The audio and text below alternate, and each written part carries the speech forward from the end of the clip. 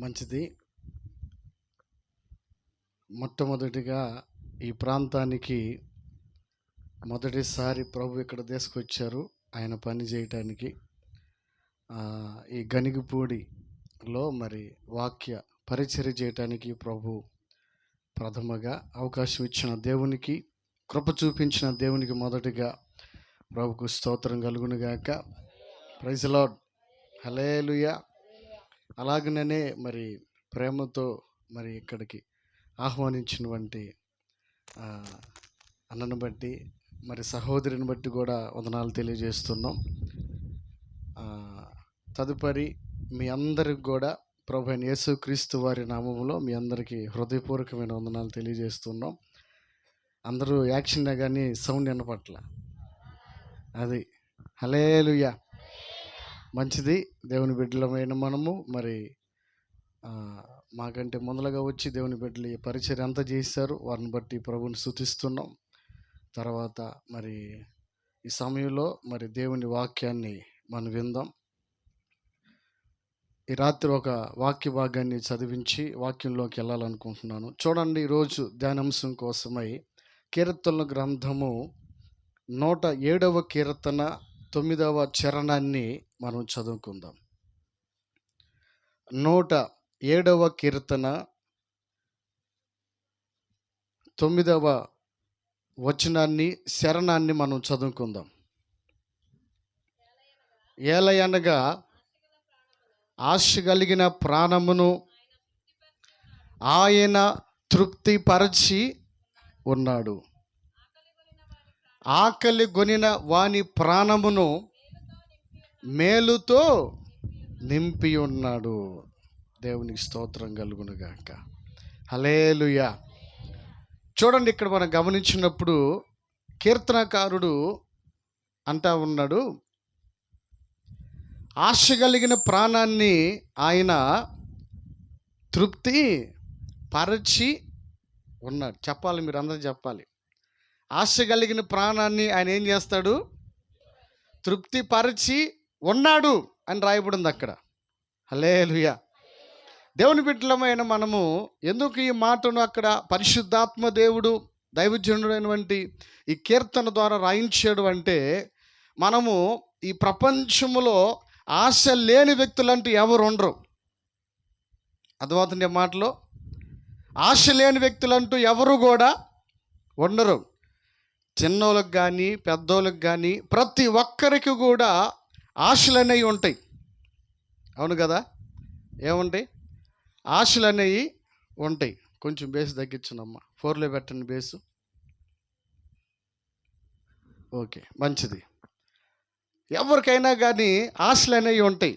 అయితే ఇప్పుడు ఈ ఆశలు నెరవేర్చబడలేని చాలామంది జీవితాల్లో మనం గమనిస్తే, ఏదో ఒక యవనస్తు దగ్గరికి వెళ్ళి అడిగితే, నేను ఐఏఎస్ అవ్వాలనుకున్నాను కానీ కాలేకపోయానని నిరాశలో ఉన్న వాళ్ళు ఉంటారు. అవును కదా? నేను ఒక మంచి చదువు చదివి ఒక మంచి ఉద్యోగం చేయాలి అని ఆశ కలిగిన వాళ్ళు ఉన్నారు. వీళ్ళలో ఆశ ఉంది కానీ పేరెంట్స్లో సామర్థ్యం లేదు. అర్థమవుతుందా? వాళ్ళు పైకి వెళ్ళాలి, మంచిగా చదవాలని ఆశ కలిగిన వాళ్ళు ఉన్నారు కానీ తల్లిదండ్రుల్లో సామర్థ్యం లేక చదివించలేని పిల్లలు చాలామంది ఈ రోజున ఉన్నారు. ఇక ఆ విధంగా ఒక్కొక్కరుగా మనం గమనిస్తే చాలామంది ఆశలు తల్లిదండ్రులు ఏమనుకుంటారంటే, పిల్లలను బట్టి కూడా ఒక ఆశలు కలిగి ఉంటారు. మా పిల్లల్ని ఇంత గొప్పోళ్ళు చేయాలి, వాళ్ళని ప్రయోజకులు చేయాలి, వారిని ఒక మంచి ఆఫీసర్గా మేము చూడాలని తల్లిదండ్రులు కూడా ఆశ కలిగి ఉన్నవారు ఉన్నారు. గమనించాలి. ఈ విధంగా ప్రతి ఒక్క పరిస్థితుల్లో మనం ఒక్కొక్క మనిషిని అడిగితే ఏదో ఒక ఆశ చెబుతాడు. చిన్నపిల్లోని కానీ పెద్దోళ్ళని కానీ ప్రతి ఒక్కరిని ఏదో ఒక ఆశ చెబుతానే ఉంటారు. ఆశ లేని మానవుడు ఎవరు కూడా లేరు. కాబట్టి దేవుని బిడ్డలమైన మనము ఇక్కడ కీర్తనకారుడు అంటాడు, జాగ్రత్తగా నా వైపు చూస్తూ దేవుని మాటలు జాగ్రత్తగా వినండి. కాబట్టి దేవుని వాక్యం పైన మన దృష్టి పెట్టాలి. ఇక అంతే, అటు ఇటు పెట్టకూడదు. దయచేసి గమనించాలి. ఇక్కడ ఈ వాక్యంలో కూడా మనం చదువుకుంటే, ఏలయనగా ఆశ కలిగిన ప్రాణాన్ని ఆయన తృప్తిపరచి ఉన్నాడంట. ఆకలి కొనినవంటి హృదయాన్ని మేలుతో ఆయన నింపి ఉన్నాడు. దేవుని స్తోత్రం. దేవుని బిడ్డలారా గమనించాలి, ఈ రోజున మన ఆశలు నెరవేర్చబడాలంటే ఏం చేయాలి? ఆశలకు కూడా ఒక హద్దులు ఉంటాయి. కాబట్టి అవి కూడా వాక్యానుసారంగా ఉండాలి. అర్థమవుతుందా? నేను ఒక్కొక్కరు 2 పెళ్ళిళ్ళు చేసుకున్నా అంటే ఈ కుదరవు. అవునా కదా? వాక్యానికి విరోధమైనటువంటి ఆలోచనలు, ఆశలు ఉండకూడదు. జాగ్రత్తగా వినాలి. అవునా కదా? పురుషులైనా స్త్రీలైనా ఎవరైనా కానీ నేను 2 పెళ్ళిళ్ళు చేసుకోవాలా, 3 పెళ్ళిళ్ళు చేసుకోవాలా, ఇది దురాశ, ఇది ఆశ కాదు. అర్థమవుతుందా?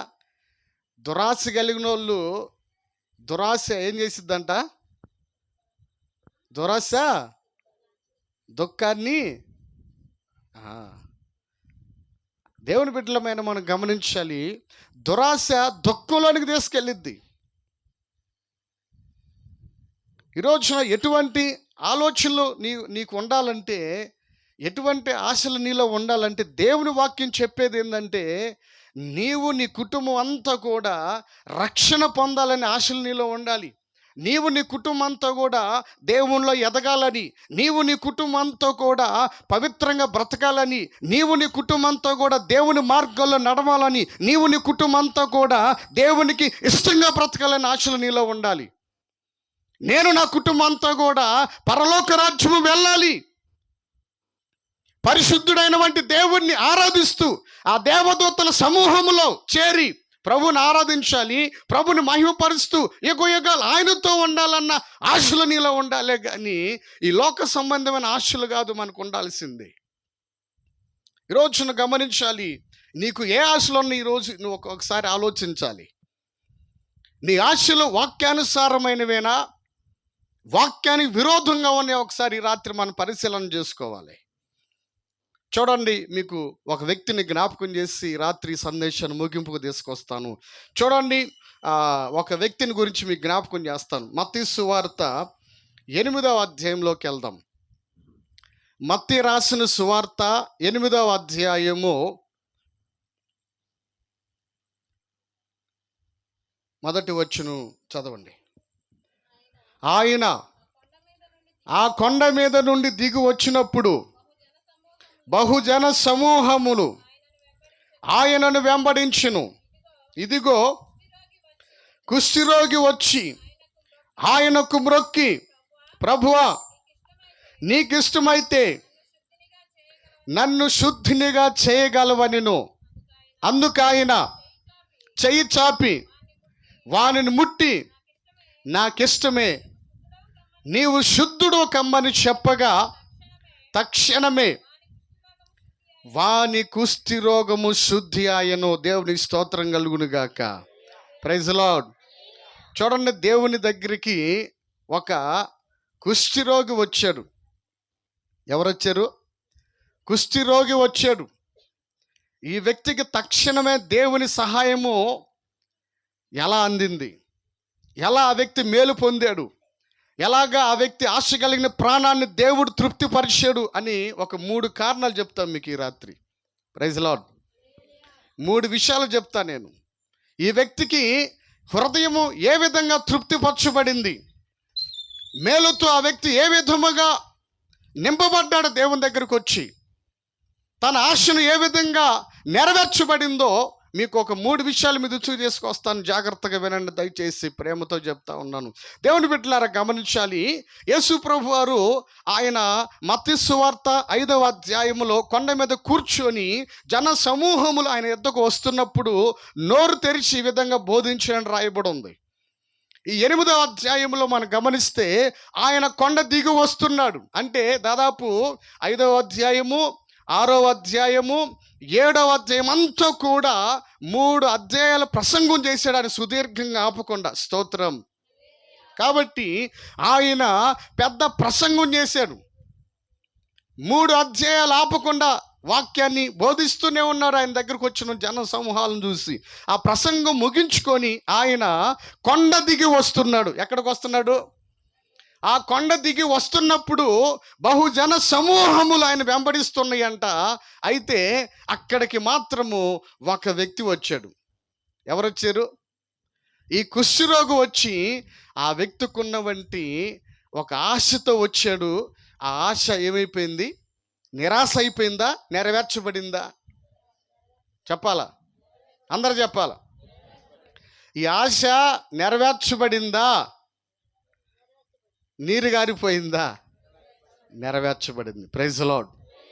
ఈ ఆశ నెరవేర్చబడటానికి కారణాలు 3 ఉన్నాయి. ఈ 3 చెప్పి నేను ముగిస్తాను. చూడండి, మొట్టమొదటిగా 2వ వచనంలో మనం గమనిస్తే అతడు అక్కడ ఏం రాయబడిందంటే, ఇదిగో కుష్ఠరోగి వచ్చి, చాలు ఆ మాట చాలు, మనకు ఆ 2 ముక్కలు చాలు.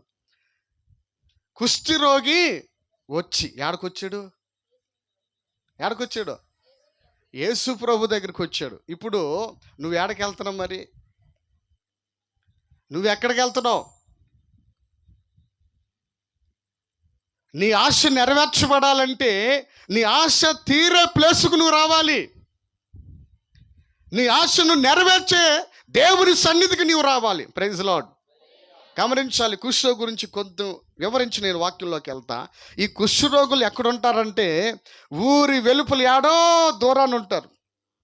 యెరూషలేములో ఆనాడు కుష్ఠరోగులకి, పక్షవాయ రోగులకి, రకరకాలమైన క్షయమైనటువంటి వ్యాధులు కలిగిన వాళ్ళు ఉంటారు. వారిని సమాజంలో సంచరించే ప్లేసుల్లో వాళ్ళు ఉండనీరు, కానీ ఎక్కడో ఊరి వెలుపల ఏడో దూరాన్ని ఉంచుతారు. ఎందుకంటే అవి అంటువ్యాధులు కాబట్టి అది దాని ద్వారా వారిని మన మనుషుల యొక్క మధ్యలో ఉంచితే అందరికి కూడా సోకుతుంది కాబట్టి వారిని ఎక్కడో దూరాన్ని ఉంచుతారు. జనాలు తిరిగే ప్లేసులోనికి రానివ్వరు. వచ్చారంటే, కనపడ్డారంటే వారిని రాళ్లతో కొట్టి చంపటం వాడుక ఆ యెరూషలేములో. Praise the Lord. ఆనాడు అక్కడ ఉన్నటువంటి పరిస్థితుల్లో మనం గమనిస్తే అలాంటి వారిని సమాజంలోనికి వచ్చినప్పుడు, సంచరించే ప్లేసులోనికి వచ్చినప్పుడు రాళ్లతో కొట్టి వారిని చంపేస్తారు. అర్థమవుతుందా? అటువంటి పరిస్థితుల మధ్య ఉన్నవంటి ఆ రోజుల్లో అక్కడ ఈ వ్యక్తి ఏం చేస్తాడంటే, మరి ఇంకో మాట చెప్పాలంటే వాళ్ళు ఎక్కడో ఉంటారు కాబట్టి వాళ్ళకి సరైనవంటి ఆహారం ఉండదు, నీరు ఉండదు, స్నానం చేయటం ఉండదు, వస్త్రాలు మంచిగా కట్టుకోవటం ఉండదు. మనలాగా ఏది కావాలంటే అది తినాలని ఆలోచన వారికి ఉండదు. జనాల్లోనికి రానివ్వరు. అదొక మనోవేదన. ఒక పక్కేమో శరీరంతో ఆ గాయాలతో, ఆ పుండ్లతో పగిలిపోయి ఆ వ్యాధితోటి రక్తము కారుతూ దాని ద్వారా వస్తున్నవంటి నొప్పి చేత బాధపడుతూ ఉంటే, మరొక బాధ ఏంటంటే మనసులో మనోవేదన. ఒకటి జాగ్రత్తగా వినండి. మనసులో మనోవేదన. ఏంది నాకు ఈ పరిస్థితి, ఏంది నాకు ఇది అని ఇటువంటి నలిగిపోతున్నటువంటి పరిస్థితుల మధ్య ఆ వ్యక్తి ఉన్నాడు. ఆ వ్యక్తి ధైర్యం చేసి ఏదైతే అదైందని జన సమూహముల మధ్యలోనికి యేసు ప్రభు దగ్గరికి వచ్చాడు. స్తోత్రం కలుగును గాక. Praise the Lord. చూడండి, అతని ధైర్యం చేసి, ఒకవేళ నేను కనబడితే రాళ్లతో కొట్టి చంపేస్తారు, అయినా కానీ నేను యేసు దగ్గరికి వెళ్ళాలి, నేను యేసు పాదాల దగ్గరికి వెళ్ళాలి, ఆయన సన్నిధికి వెళ్ళాలి. ఎందుకంటే నేను అక్కడికి వెళితేనే నాకున్నవంటి ఈ సమస్య తీరేది, నేను అక్కడికి వెళితేనే నాకున్న వ్యాధి పోయేది, నేను అక్కడికి వెళితేనే నాకున్నవంటి దుఃఖము పోయి నేను సంతోషముగా, సమాధానముగా, ఆనందముగా జీవించగలను అన్నవంటి ఉద్దేశముతో, ఆశతోటి ఆ వ్యక్తి దేవుని దగ్గరకు వచ్చాడు. Praise the Lord. ఈరోజు దేవుని బిడ్డలారా, ఇక్కడ మనం నేర్చుకోవాల్సింది ఏంటంటే, నీకు ఎన్నో ఆశలు ఉన్నాయి. ఏంటంటే నా కూతురు మారాలి, నా అల్లుడు మారాలని, నా భర్త మారాలని, నా భార్య మారాలని, నా పిల్లలు మారాలని ఆశ నీకుంది. ఆశను తీర్చే యేసు దగ్గరకు మనం రావట్లేదు. ఈరోజున అనేక మంది ఆశలు ఉన్నాయి, కానీ దాన్ని తీర్చే దేవుని దగ్గరకు రాలేక అట్లాగనే మిగిలిపోయి, అట్టాగనే అట్టడుగున పనిపోయి నిలిపోయినటువంటి ఎంతోమంది ఈరోజున సమాజంలో ఉన్నారు. ప్రతి ఒక్కరిని అడిగితే ఈరోజు ఏ తల్లిదండ్రుల దగ్గరికి వెళ్ళిన అడిగితే ఏం చెబుతారంటే, నా బిడ్డలు మారాలయ్యా అని ఏడుస్తూ ఉంటారు. నా బిడ్డలు నా మాట వినట్లేదయ్యా, నా బిడ్డలు త్రాగుడికి వ్యసనాలకి బానిసలైపోయి ఈ రోజున వారి సమయాన్ని, వారి జీవితాన్ని, వారి భవిష్యత్తును నాశనం చేసుకుంటున్నారని ఈ రోజున ఎంతమంది తల్లిదండ్రుల కన్నీళ్ళలో కన్నీరు కారుతామని ఒకసారి మనం గమనించాలి. అటువంటి పరిస్థితుల మధ్య నలిగిపోతున్న వంటి పరిస్థితుల్లో ఈ రోజున ఎంతమంది ఉన్నారు ఈరోజు సమాజంలో. లెక్కించలేని వంటి జన సమూహాలు ఉన్నాయి ఈరోజు అటువంటి పరిస్థితుల్లో ఉన్నవారు. గమనించాలి దేవుని బిడ్డలారా, ఈ వ్యక్తిని మనం ఆలోచన చేస్తే, నేను లెగిచి నన్ను రాళ్ళతో కొట్టినా కానీ అయినా కానీ పర్వాలేదు, ఏదైతే అయిందని చెప్పేసి ఏం చేశాడంటే యేసు దగ్గరకు వచ్చాడు. స్తోత్రం. మనం ఈ రోజున మనకున్న వంటి పరిస్థితులను బట్టి, మనకున్న సమస్యలను బట్టి నువ్వు ఎక్కడికి రావాలంటే యేసయ్య దగ్గరకు నువ్వు రావాలి. Praise Lord. ఎందుకో తెలిసిన, ఆయన మాత్రమే నీకున్న వంటి ప్రతి అవసరాన్ని తీర్చగలిగిన వంటి శక్తి కలిగిన దేవుడు ఆయన. నువ్వు ఆయన సన్నిధికి రాకుండా నువ్వు మరి ఎక్కడికో వెళ్ళినా కానీ నీకు ప్రయోజనం ఏమి లేదని గమనించాలి. నువ్వు ఎన్ని ప్రాంతాలు వెళ్ళినా కానీ, ఎక్కడికో వెళ్ళినా కానీ నీకు ఒరిగేది ఏమి లేదని నువ్వు గమనించాలి. నీ ఆశ నెరవేర్చబడలేకపోవచ్చు, నీకున్న సమస్యలు తీరలేకపోవచ్చు, నీ దుఃఖము లేకపోతే నీ కన్నీళ్ళు తుడబడలేకపోవచ్చు. కానీ యేసు ప్రభు దగ్గరికి వచ్చిన వారు ప్రతి ఒక్కరిని కూడా ఆయన దీవించి పంపించే దేవుడు ఆయన. Praise Lord. ఈ వ్యక్తి కూడా ఆయన దగ్గరకు వచ్చిన ఆశతో వచ్చి ఆయన దగ్గరకు వచ్చాడంట. ఏం చేస్తున్నాం మనం ఈరోజు ఒకసారి ఆలోచన చేయండి. దేవుని యొక్క మందిరానికి వెళ్ళాలంటే మనకు తలనొప్పి, అవునా? దేవుని సన్నిధికి వెళ్ళాలంటే మనకు అసలు ఎక్కడ లేని సోమరతనం, అవునా? అవునా కదా? అవునా? ఎంతమంది ఈ రోజున ఆదివారం వచ్చిందంటే దేవుని సన్నిధికి వెళ్ళాలన్న నీలో ఆ యొక్క ఆసక్తి నీలో ఉంది. నేను వెళ్ళాలి, పెందలాడి వెళ్ళాలి, ప్రభు దగ్గరికి వెళ్ళాలి, పని చేసుకోవాలి, త్వరగా పని చేసుకొని దేవుని సన్నిధికి వెళ్ళాలి, దేవుని ఆరాధించాలి, దేవుని మహిమపరచాలి, దేవుని స్తుతించాలన్న ఆలోచన, ఆసక్తి ఎంతమందిలో ఉంది ఈరోజు? యేసయ్య మన ఆశలన్నీ తీర్చాలా, మనం మాత్రము టీవీల ముందు కూర్చొని అవి చూస్తూ ఉంటాం, అవునా? దేవుని బిడ్డలారా గమనించండి, మనం సినిమాలు సీరియల్ చూస్తే ఏమొచ్చింది? నువ్వు ఎక్కడ కూర్చుంటున్నావు ఈరోజు? ఎక్కడికి వస్తున్నావు నువ్వు? దేవుని దగ్గరికి వస్తున్నావు నీవు? దేవుని సన్నిధికి వస్తున్నావు నీవు? ఆయన పాదాల దగ్గరికి వస్తున్నావు నీవు? ఆయన ఆరాధించడానికి, ఆయన మన స్తుతించడానికి, ఆయనను మహిమపరచడానికి నువ్వు పరిగెత్తుతున్నావు ఈరోజు. దేనికోసం పరిగెత్తుతున్నావు నీవు? పని చేసుకోవాలి, పని చేసుకోవడం పరిగెత్తాలి, తప్పు లేదండి. కష్టపడి మనం పని చేసుకోవాలి, తప్పులేదు. అదేవిధంగానే మనం మన ఆత్మీయ జీవితం గురించి కూడా మనం శ్రద్ధ వహించి దేవుని సన్నిధికి వెళ్ళే విషయంలో మనం కూడా ఆసక్తి కలిగి ఉండాలి, ఆశ కలిగి ఉండాలి. ఈరోజున అన్ని పనులు చేసుకోవడానికి మన సమయం ఉంటుంది, అవునా? అవునా? బ్రష్ చేయడానికి సమయం ఉంటుంది, కాలకృత్యాలు తీర్చుకోవడానికి సమయం ఉంటుంది, మనము ఆహారం వండుకోవడానికి, తినడానికి, పనుకోవడానికి, పని చేసుకోవడానికి, డబ్బులు సంపాదించుకోవడానికి, ప్రతి దానికి సమయం ఉంటుంది. కానీ దేవుని సన్నిధికి వెళ్ళాలంటే, దేవుని దగ్గరికి రావాలంటే మాత్రము మామూలుగా ఉంటేనే రాము మనం. ఏదైనా బాధ వస్తే ఇంకా అసలు అడ్రస్ ఉండదు, ఇంకా, అవునా కదా? మామూలుగా ఉంటేనే రాము మనం. ఏదైనా సమస్య వస్తే ఇంకా అసలు రాను కూడా రాము, ఇంకా వద్దు నాకేమొద్దు అన్నట్టుకుంటాం మనం. ఈ వ్యక్తి ఆరోగ్యం బాగుంటే వచ్చాడా? ఆరోగ్యం బాగుంటే వచ్చాడా? బాగలేకపోతే వచ్చాడా? బాగలేకపోతేనే రావాలి దేవుని సన్నిధికి. Praise Lord. ఆయన నీ కష్టాన్ని చూసేవాడు, నీ బాధను చూసేవాడు. నా కుమారుడు, నా కుమార్తె తనకు ఆరోగ్యం సహకరించకపోయినా నన్ను ఆరాధించాలని, నన్ను మహిమపరచాలని, నా సన్నిధికి వచ్చాడని నీ పైన ఆయన దృష్టి నిలుపుతాడు. నీ పైన ఆయన కనికరం నీ మీదకి వచ్చిద్ది, ఆయన కృప నీ మీదకి వచ్చిద్ది, ఆయన వాత్సల్యం నిన్ను వచ్చి తాకిద్దంతే. Praise Lord. హల్లెలూయా. అటువంటి పరిస్థితుల్లోనే దేవుని దగ్గరికి రావాలి మనం. హల్లెలూయా. ఈ రోజున మనము దేవుని దగ్గరికి రాగలుగుతున్నాం మనం. అన్నీ బాగుంటేనే రాలేకపోతున్నాం. ఇక ఏదైనా సమస్య వచ్చిందంటే ఇంకేం ముక్కుతాం, మూలుగుతా కూర్చుంటాం ఇక. అవునా కదా! అక్క అంతేగా? అవునా కదా! ముక్కుతా, మూలుగుతా కూర్చుంటాం. ఏంది యేసుప్రభా అంటుంటాం.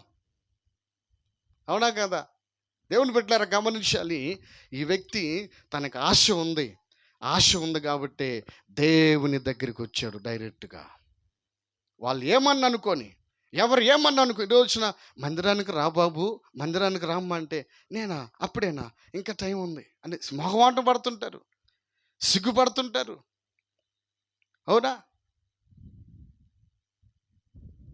గమనించాలి. ఆలోచన చేయాలి. ఎప్పుడైనా గాని నీ భర్తను ప్రార్థన రమ్మని ఎప్పుడైనా అడిగావా నీవు? ఎప్పుడైనా? నీ భర్తను గాని, నీ పిల్లల్ని గాని ఎప్పుడైనా దేవుని సన్నిధికి రమ్మని అడిగావా నువ్వు? అడగవు. నీవు ఒక్కదానివి బిర్రున బిగించుకొని పోతుంటావు. అదేమంటే, పాస్టర్ గారు ఏందమ్మా పిల్లల్ని రాలేదు. వాళ్ళు రారు పాస్టర్ గారు అని నువ్వే చెప్పేస్తుంటావు. వాళ్ళు రారు, వాళ్ళు మారరు. వారు రారు, వాళ్ళు మారరు. ఇదే ఇక. దేవుని బిడ్డలారా గమనించాలి. ఆలోచన చేయండి ఈరోజు. మనం దేవుని దగ్గరికి వస్తున్నామా? ఈ కుష్ఠరోగి దేవుని దగ్గరికి వచ్చాడు. Praise the Lord. ఇది మొదటిది. ఇక ఎక్కడికెక్కడికి వెళ్ళాల. ఇంట్లోకి రాగానే ఏదైనా జరిగిందనుకో, చేతిలో ఏదైనా జారి కింద పడిందనుకో, ఇక ఎక్కుతాం, అమెరికా ఎక్కుతాం, విమానం ఎక్కుతాం ఇక. ఎక్కడికి పోతాం? అమెరికా ఎక్కి ఏంది నా ఇంట్లో పోతే ఇదేంది జారి కింద పడింది ఏందని, ఇల్లు వాస్తు సరిగా లేదా, లేకపోతే ఇది లేదా, అది లేదా, ఎన్ని డౌట్లు వస్తుంటాయి మనకి. అంతేగా పెద్దాయన వెనకాల కూర్చున్నాయని చెప్పాలా. అంతేగా? అవునా కదా? మనకి ఎన్ని అనుమానాలో. అవునా కదా?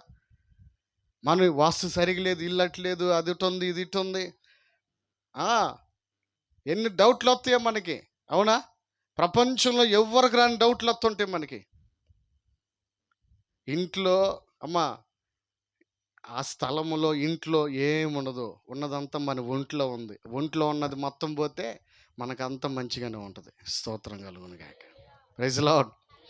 మన ఒంట్లో ఉన్నదాన్ని బాగొడితే యేసు రక్తముతో కడుక్కుంటే, పాపాన్ని కడుక్కుంటే, మనం పరిశుద్ధంగా మార్చబడితే మనకంతా పరిశుద్ధంగానే ఉంటుంది, కనపడిద్ది. అంతా మంచిగానే కనపడుతుంటాయి. అవునా కదా? దేవుని బిడ్డలారా గమనించాలి. అమ్మ ఆలోచన చేయండి. అమ్మ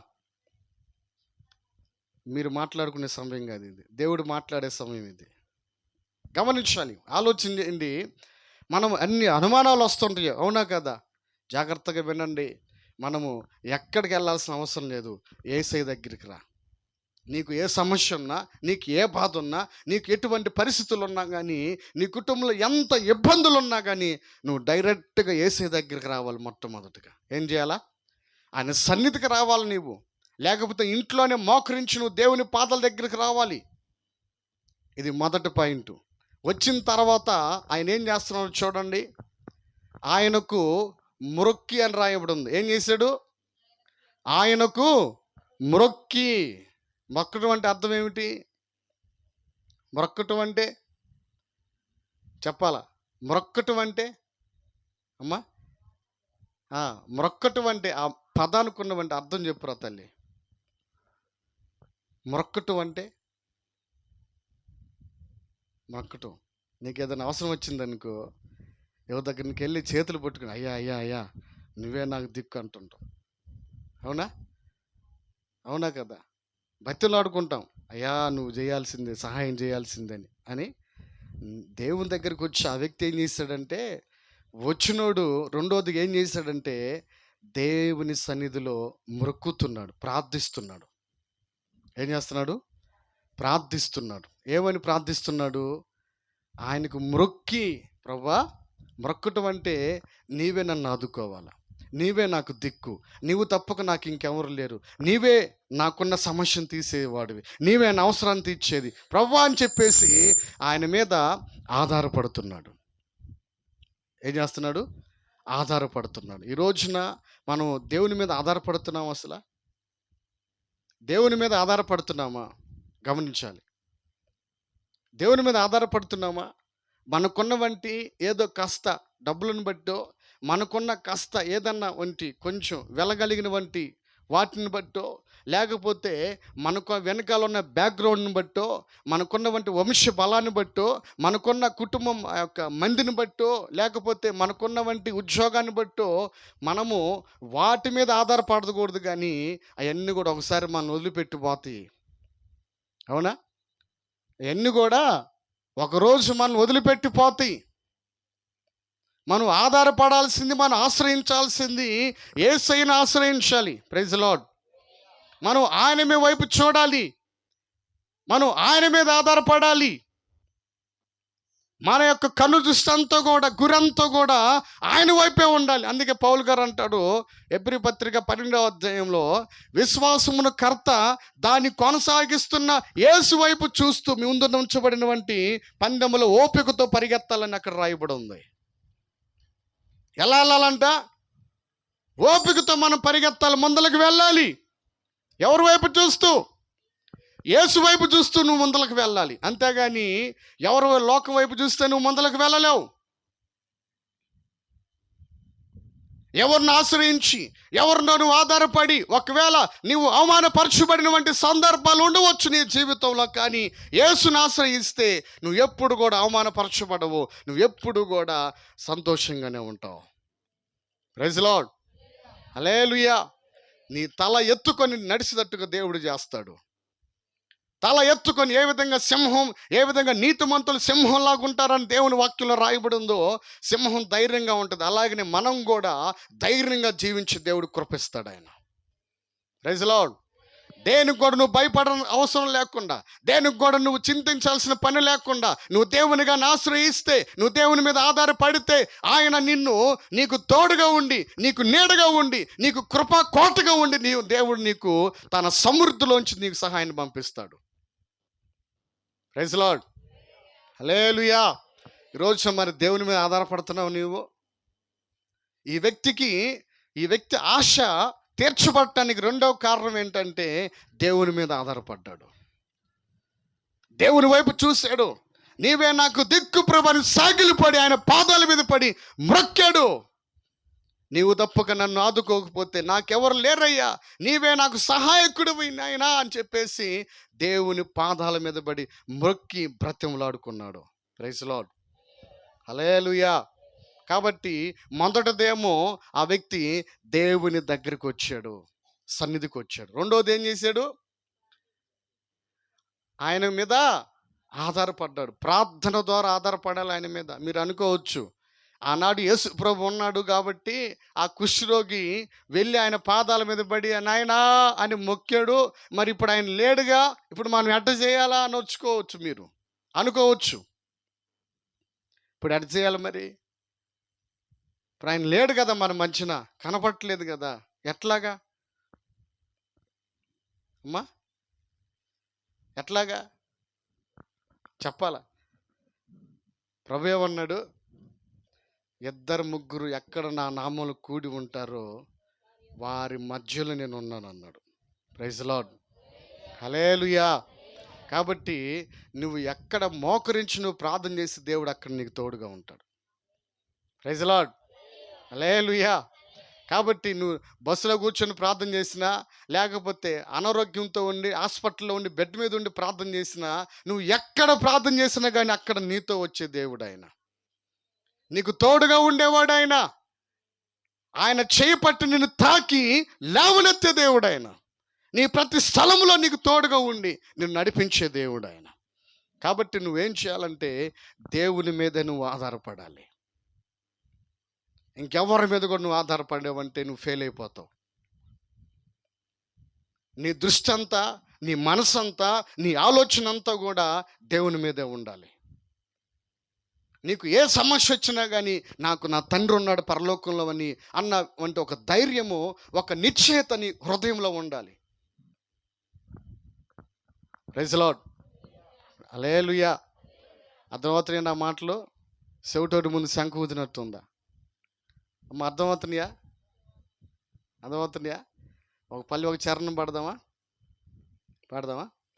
నమ్మదగినవి నీ న్యాయ విధులు, మేలిమి బంగారు కంటే ఎంతో కోరదగినవి.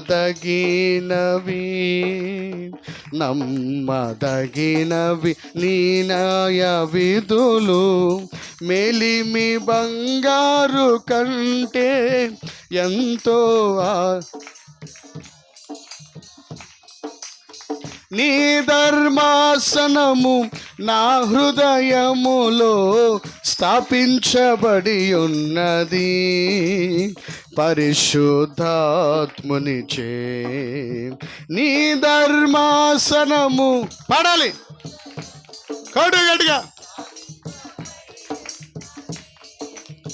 పరిశుద్ధాత్మునిచే స్తుతి గానమే పాడనా, జయ గీతమే పాడనా.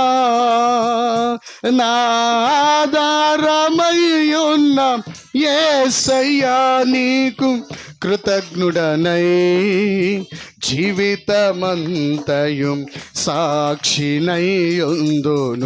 నా ఆధారమయ్యున్న యేసయ్యా నీకు కృతజ్ఞుడనై జీవితమంతయు సాక్షినయ్యుందును. స్తుతిగానమే పాడనా. హల్లెలూయా.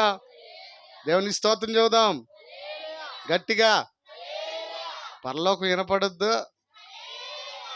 మంచిది. దేవుని బిడ్డలారా గమనించాలి, ఆలోచన చేయండి. ఆయన నీతో ఉండి నీ ప్రతి అవసరాన్ని తీర్చే దేవుడు ఆయన.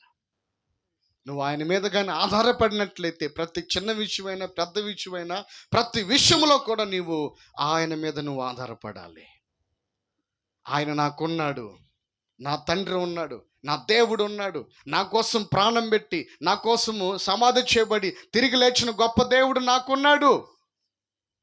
ఆయనే నాకు సహాయకుడు, ఆయనే నాకు ఆశ్రయ దుర్గము, ఆయనే నా కొండ, ఆయనే నా కోట, ఆయన నా సర్వస్వం అని ఆలోచనతో నీవు ఆయనకు మాత్రమే మొక్కాలి. ఆ విధంగా ఆ వ్యక్తి రెండవదిగా దేవుని మీద ఆధారపడి నీవే ప్రభా నాకు దిక్కు అని ఆధారపడ్డాడు కాబట్టి ఆ వ్యక్తి తక్షణమే దేవుని కృప దొరికింది, దేవుని సహాయాన్ని పొందుకున్నాడు, దేవుని ఆశీర్వాదాన్ని అనుభవించాడు, దేవుని యొక్క ఆ మేలులు పొందుకున్నాడు ఆ వ్యక్తి. Praise the Lord. మూడవదిగా చెప్పి నేను ముగింపు తీసుకొస్తాను, సమయం 9:30 అవుతుంది. మూడవదిగా చూస్తే అక్కడేమన్నాడంటే ఆ వ్యక్తి, తండ్రి అక్కడ ప్రభువా నీకిష్టమైతే నన్ను శుద్ధినిగా చేయగలవన్నాడు. స్తోత్రం. ఏమన్నాడు? అసలు కుష్ఠరోగి ఎందుకు వచ్చాడు ఆడకి? ఎందుకు వచ్చాడు? అందరు చెప్పాలా? అమ్మా నా వైపు చూడండి, నా వైపు చూడండి అమ్మ, అందరూ వెనకున్న వాళ్ళంతా నా వైపు చూడండి. కుష్ఠరోగి ఎందుకు వచ్చాడు? చెప్పురా, ఎందుకు వచ్చాడు? నువ్వే చెప్పమ్మా. ఎందుకు వచ్చాడు? బాగుపడాలని కదా. మరి ఇక్కడ యేసు ప్రభు దగ్గరకు వచ్చి ఏమంటున్నాడు? ప్రభువా నీ చిత్తమైతే అంటున్నాడు. ఏంది అంటే ఈయనకు బాగుపడాలని లేదా? ఈయనకు మేలు పొందాలని లేదా? ఈయన దీవించబడాలని లేదా? ఉంది. కానీ దేవుని చిత్తాన్ని తెలుసుకుంటున్నాడు. Praise the lord. తన ఇష్టాన్ని పక్కన పెట్టేశాడు. ప్రభువా నీ చిత్తమైతే ఏమంటున్నాడు? నీ చిత్తమైతే నన్ను శుద్ధినిగా చేయగలవు. చూడండి, అతడు తన యొక్క ఇష్టాలని పక్కన పెట్టి దేవుని చిత్తం చేయడానికి ఇష్టపడుతున్నాడు. ఏం చేయడానికి? దేవుని ఇష్టాన్ని నెరవేర్చడానికి. తండ్రి ప్రభువా మీ చిత్తమైతే నన్ను శుద్ధినిగా చేయి, నీ చిత్తమైతే. చూడండి ఎంత రిక్వెస్ట్గా, ఎంత తగ్గింపుగా తన ఆశను పక్కన పెట్టి దేవుని చిత్తం చేయడానికి ఇష్టపడ్డాడు. Praise the Lord. నీ జీవితంలో కూడా దేవుడు నీ పక్షాన ఉండి నీ ఆశలను, నీకున్న అవసరాలను దేవుడు గారు తీర్చాలంటే మూడవదిగా నువ్వేం చేయాలంటే నీ ఇష్టాన్ని తీసి పక్కన పెట్టి దేవుని చిత్తం నెరవేర్చు. Praise the Lord. ఏం చేస్తావు? దేవుని చిత్తం నెరవేర్చు. అవునా కదా? మనం మన ఇష్టాన్ని నెరవేర్చుకోవటం కాదు. మనకు నచ్చినట్టుగా జీవించడం కాదు. దేవునికి నచ్చినట్టుగా జీవించాలి. మనం మన ఇష్టానుసారంగా జీవించి దేవుడు నా ప్రార్థన ఆలకించలేదు, దేవుడు నాకు సహాయం చేయలేదు, దేవుడు నాకు మేలు చేయలేదు ఏందని చెప్పేసి నువ్వు ఆలోచించడం కాదు. ఎప్పుడైనా కానీ ఈ ప్రశ్న నువ్వు వేసుకున్నావా? అసలు నేను దేవుని ఇష్టానుసారంగా బ్రతుకుతున్నానా? దేవుడి ఇష్టానుసారంగా నా తలంపులు ఉన్నాయా? దేవుని ఇష్టానుసారంగా నా చూపులు ఉన్నాయా? దేవుని ఇష్టానుసారంగా నా ప్రవర్తన ఉందా? దేవుని ఇష్టానుసారంగా నా ఆలోచనలు ఉన్నాయా? నా విధానం ఉందా? నా పరిస్థితి ఏంటి? ఎప్పుడన్నా నువ్వు ఆలోచన చేసావా? మనం మనకు నచ్చినట్టుగా జీవిస్తే ఉపయోగం లేదు. దేవునికి నచ్చినట్టుగా జీవించాలి. దేవుని స్తోత్రం కలుగును గాక. ఎక్కడ కూడా నీవు దేవునికి విరోధమైనటువంటి ఆలోచనలు కానీ, పనులు కానీ, క్రియలు కానీ నీలో ఉండకూడదు. దేవుని వాక్యానికి విరోధమైనటువంటి ఏ ఆలోచన కూడా నీలో ఉండకూడదు. దేవుని వాక్యానికి భిన్నమైనటువంటి మాటలు నీలో ఉండకూడదు. మనందరికి తెలుసు, అవునా? అబద్ధం ఆడకూడదని తెలుసు. మరి అబద్ధాలు ఆడేస్తున్నావు అంటే ఇప్పుడు దేవుని వాక్యాన్ని మేరుతున్నామా? దేవుని వాక్యం లోపల ఉన్నామా? అవునా? అవునా కదా? అవునా? అబద్ధాలు ఆడకూడదని తెలుసు, మోసాలు చేయకూడదని తెలుసు, ఇవన్నీ మనకు తెలుసు. కానీ మనం పాటించం. దేవుడు మాత్రం మనం దీవించాలి. ఇది ఎలా సాధ్యమైద్దా? ఇదేమన్నా న్యాయంగా ఉందా? మీ దృష్టికి ఒకసారి ఆలోచన చేయండి. ఇదేమన్నా న్యాయంగా ఉందా? ఒకసారి గమనించాలి. మనం దేవుని వాక్యానుసారంగా జీవిస్తే దేవుని దగ్గర నుంచి అడిగి పొందుకునే హక్కు మనకుంటుంది. Praise lord. నువ్వు దేవునికి నచ్చినట్టుగా జీవిస్తే దేవుడు నీ అవసరాలను దేవుడు తీరుస్తాడు. ఈ రోజున ఎందుకు నీవు సమస్యల్లో కురిగిపోతున్నావు? ఎందుకు సమస్యలను జయించలేకపోతున్నావు? ఎందుకని నీవు పరిస్థితుల్లో ఉండిపోతున్నావు? అనానుకూల పరిస్థితుల మధ్య నువ్వు ప్రయాణం చేస్తున్నావు. దేవుని సహాయం లేని వ్యక్తిగా ఎందుకు మిగిలిపోతున్నావు అంటే, నీకు దేవుని సహాయం ఎందుకు అందట్లేదంటే నీవు దేవుని చిత్తం చేయట్లా. ఈ వ్యక్తికి దేవుని చిత్తం చేశాడు కాబట్టే దేవుని సహాయం అందింది. ప్రభు అన్నాడు నాకిష్టమే. ఎస్, ఏమన్నాడు? నాకిష్టమే అని తక్షణమే ఆయన చెయ్యి చాపి ఆ వ్యక్తిని ముట్టాడు. ఈ చెయ్యి చాపటం అనేది దేనికి సూచన అంటే దేవుని ప్రేమకు, దేవుని కృపకు, దేవుని ఆశీర్వాదానికి సూచన. తక్షణమే ఆ వ్యక్తిని ముట్టినప్పుడు పసిపిల్లవాడి దేహంలాగా మార్చబడింది. స్తోత్రం. ఎలాగ మార్చబడింది? పసిపిల్లోలాగా దేహంగా మార్చబడింది. కొన్ని సంవత్సరాలు పెట్టి ఆ వ్యాధితో నలిగిపోతా బాధపడుతున్నామంటే ఆ బాధ అంతా రెప్పపాట్లో కనుమరుగైపోయింది. ఆ వ్యక్తిలో వస్తున్నటువంటి కళ్ళలో వస్తున్న కన్నీరు ఆగిపోయింది. ఆ వ్యక్తిలో ఉన్న వ్యాధులు తొలగిపోయింది. ఆ వ్యక్తిలో దుఃఖము ఎగిరిపోయింది యేసునామములో. ఆనందం, సంతోషం, నెమ్మది, ప్రశాంతతను ఆ వ్యక్తి కలిగి ఉన్నాడు అక్కడ.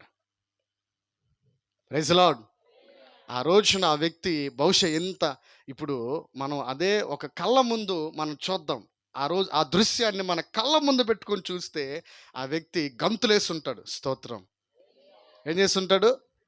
గంతులేసి ఉంటాడు, ఎగురుంటాడు.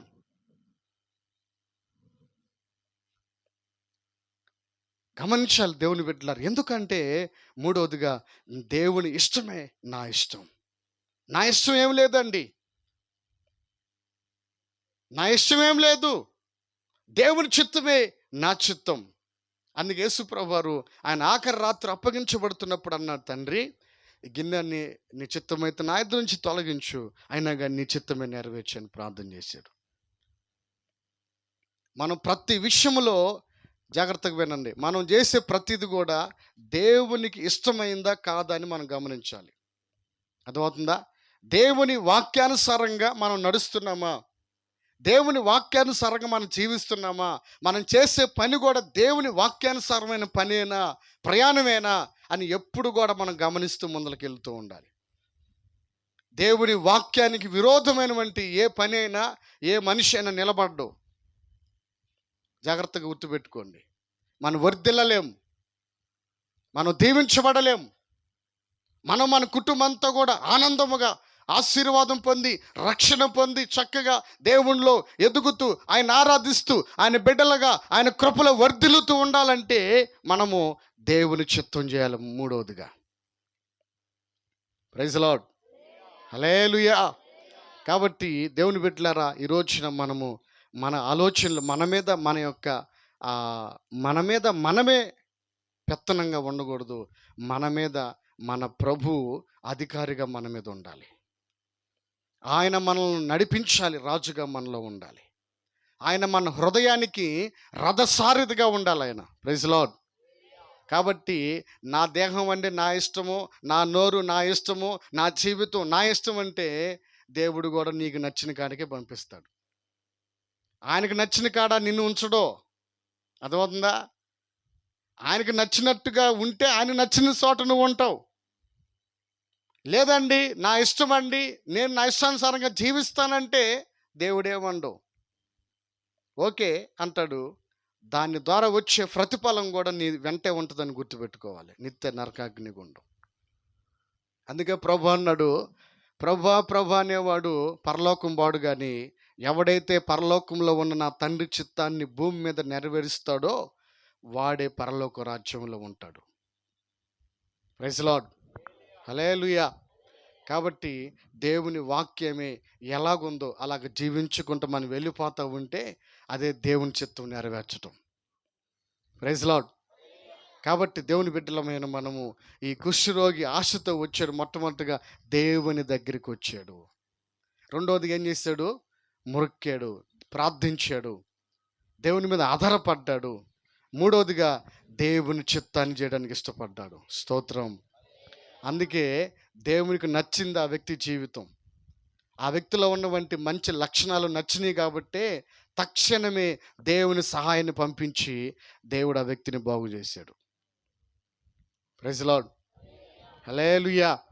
కాబట్టి ప్రతి ఒక్కరు కూడా ఈ విధంగా దేవుని సన్నిధికి వస్తూ చక్కగా అలాగనే దేవుని మీద ఆధారపడుతూ దేవుని చిత్తం చేస్తూ మనం ముందరికి వెళుతున్నట్లయితే అన్ని విధాలుగా దేవుడు నీకు సహాయం అందించి నిన్ను బలపరిచి దేవుడు తన కృపతో నింపుతాడు. అట్టి కృప పరిశుద్ధాత్మ దేవుడు మనకు దయచేయునుగాక. అందరం కూడా తల్ల వంచిన ఒక చిన్న ప్రార్థన చేసుకొని ఇక్కడి నుంచి మనం వెళ్దాం. అందరం ఈ రాత్రి ప్రతి ఒక్కరు